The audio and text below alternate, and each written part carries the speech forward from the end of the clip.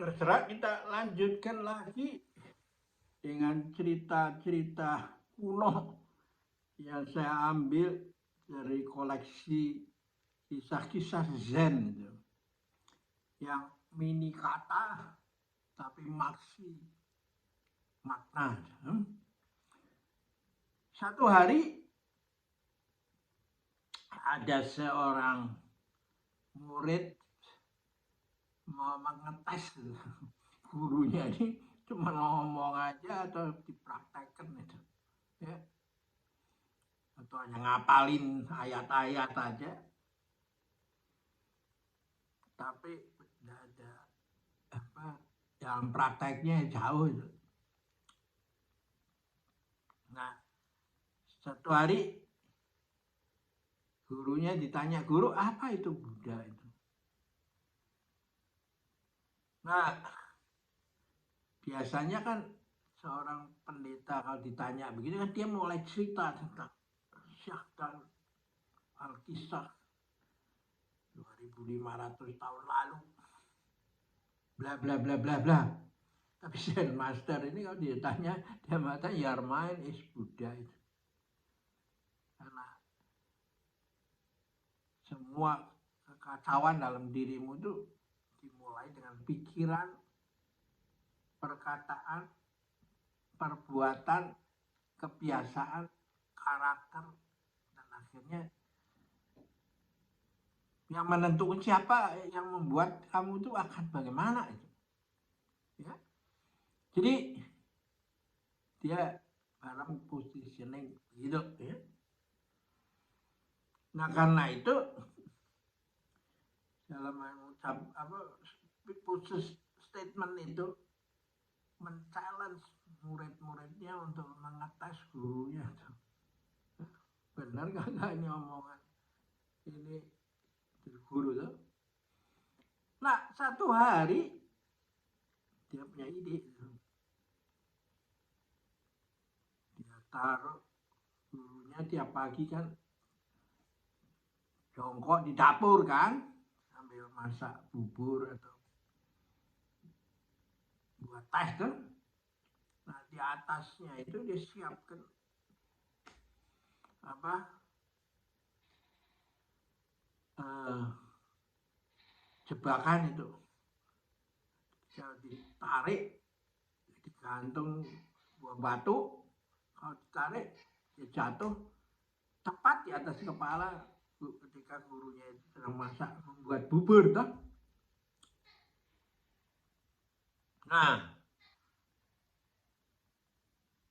terjadilah satu pagi di mana muridnya sembunyi dan lalu siap menunggu waktu yang tepat untuk dijatuhkan batunya itu. Nah ketika terjadi, guru yang sedang masak bubur itu langsung menangkap dengan sumpitnya, cek gitu, taruh. Dianggap gurunya oh itu kejatuhan barang kan. Tapi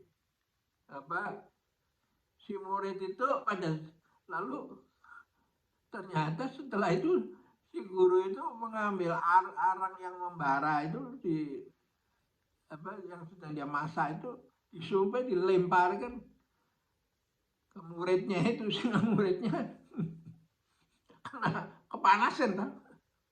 Nah kisah-kisah begini ini mau menunjukkan bagaimana menariknya kehidupan di dalam komunitas Zen itu, karena mereka semua saling menjajal itu, semacam duel itu ya, duel dalam praktek, duel di dalam kata-kata itu ya. Nah suatu saat itu ia melihat ada dua orang berkelahi, dalam arti saling menuding-nuding, memaki-maki,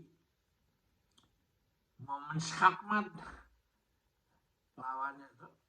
Seperti yang kita lihat di podcast yang sekarang ada bertebaran akibat profesi ilmu komunikasi dong. Nah, lalu Zen Master, patriark yang ke-6 itu hidup tahun 600. Ya. Dia lewat dan tanya, lu ngapain kok mau berkelahi pagi-pagi begini? Ya, guru. Dia bilang, karena bendera berkibar, anak bendera berkibar, muncullah angin itu bertiup. Yang satu mengatakan, karena angin bertiup, maka bendera berkibar. Lalu gurunya senyum sambil melanjutkan perjalanannya, dia bilang, not the wind, not the flag. Bukan angin dan bukan bendera yang berkibar, tapi dasmu itu, your mind is berkibar itu. Dibuat begitu, sudden enlightenment kedua muridnya itu. Dan akhirnya alih-alih berkelahi, malah ngakak itu pada kebodohan dirinya sendiri. Nah, itu metafor yang cocok kalau lihat dipakai di dalam podcast itu. Masing-masing mau menjatuhkan orang lain. Jadi Zen memberikan itu dengan metafor seperti sebuah topi itu. Anda memakai topi dengan nyaman. Nah, ketika bertemu dengan orang lain yang kepalanya kegedean, topi Anda ini suruh dia pakai tuh. Kan nggak muat kan?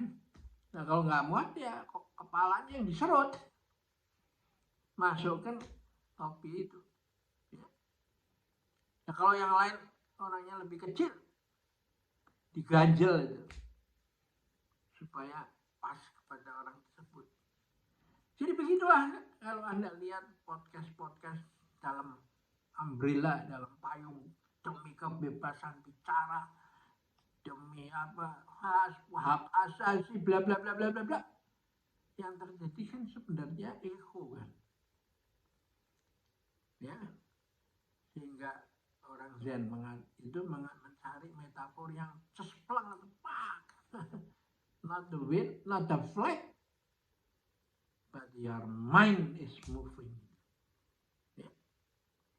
Oke, inilah beberapa contoh akurasi dan semuanya berawal dari pikiran dan latihan. Ya, kita akhirin dulu sampai di sini. Sampai jumpa lagi.